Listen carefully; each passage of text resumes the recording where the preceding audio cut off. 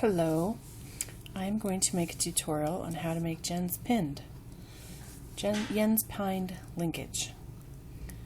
First, I have 12 gauge 6.0 brass, copper, and this is brass that I colored with a green Sharpie so that we could tell them apart. I'm going to start with my brass. I'm using a 12 gauge ring so it's big and hopefully easy to see. I'm going to open that up. I'm going to scoop on one of my coppers and close.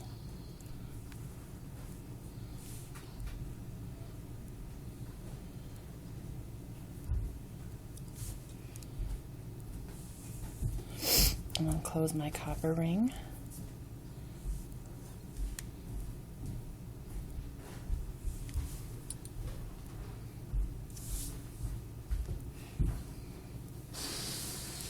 Now, I'm twisting this up so that it goes right next to each other. And then I'm going to add my green ring. I'm going to put it through both of them, like that. And close.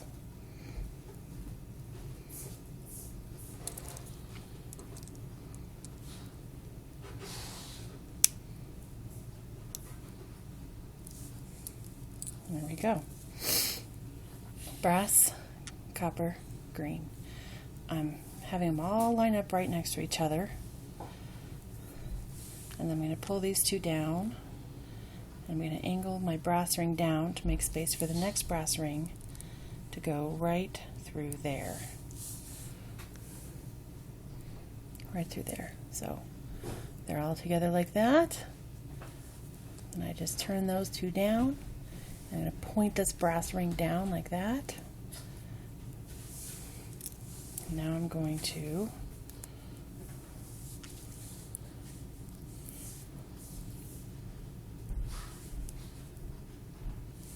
put my brass ring right through there, right on top of the other brass ring. It's going to be right on top. It's probably going to move around, but that's okay. See, look, now it moved around, it's on bottom. Let's move it back so it's on top, like that. Now, for Jen's Pind, it's always going to go through the last two rings.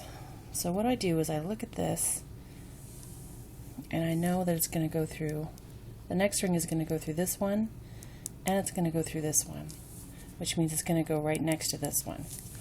So the trick to starting Jen's Pind is, does it go on top of this ring, or does it go on bottom?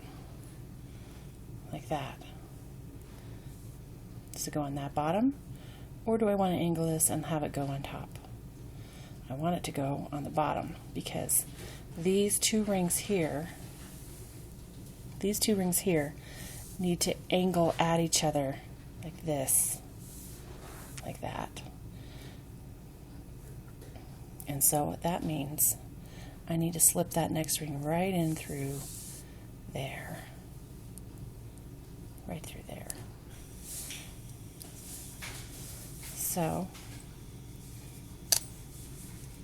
I'm going to open my next ring. I'm going to line these up again. I want to angle these two rings here kind of as far away from each other on the top side as I can, which kind of tells me whether this next ring is going to go on top of the green ring or on bottom. It needs to go on the bottom. So I'm going to just slip it right in through here. Right in through there. Right on the bottom. And close.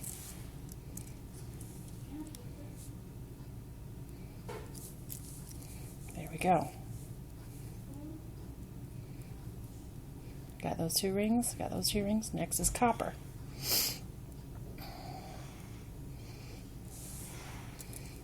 Gonna open my ring up.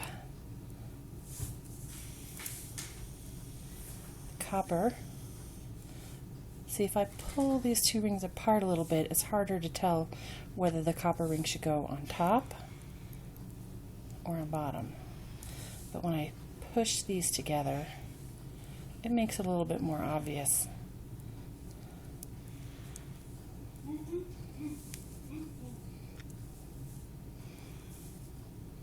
That it should go on the bottom, like there.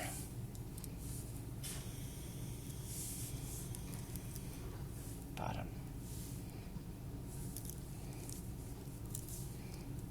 And close. Now I have 2 rings on each side of this little starter. 2 copper, 2 brass. Focus, camera, focus. Come on, focus. 2 copper, 2 brass, and 2 of my green brass. And then, this is the hardest part, getting that starter made. Now to continue, here's what I always try and remember. It has to go through 2 rings. The next ring always has to go through this ring and the next ring. So it's just a matter of turning the chain until you see where it's supposed to go. Can it go through this green one or next to this green one like that? No, because it's only going through 1 ring, copper.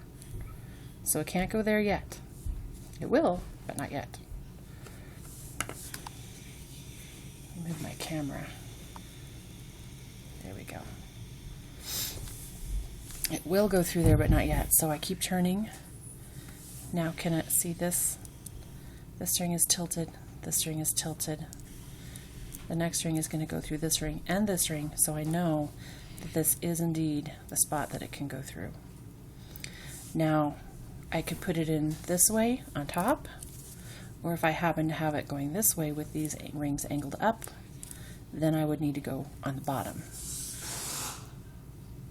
It doesn't really matter which way, just whichever way is most comfortable, as long as it goes through both of those rings. And the ring is slanted the same way that the other rings are slanted. So my copper rings, if I put it in this way, these are slanted down. And so I want to make sure this one is also slanted down, like that. If I were to do it from the other side, now they're slanting up. And I would want to make sure that the next one is slanting up, like that. And close. And then pretty much you just do that little dance every time you add another ring. Pretty soon you get so good at it, you just know instinctively, well, not instinctively, you just recognize that that's where it needs to go.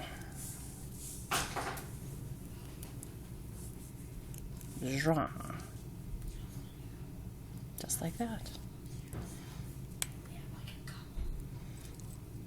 Once you've made a little tiny section of Yen's Pind, you can just add the chain on, and then when you get it to the length you want, add a little extra, and then remove the beginning part to use for the next chain, if you don't want to go through the hassle of making it from scratch each time.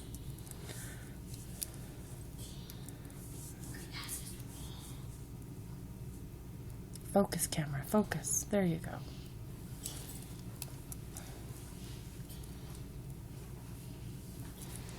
And there we go. Yen's Pind.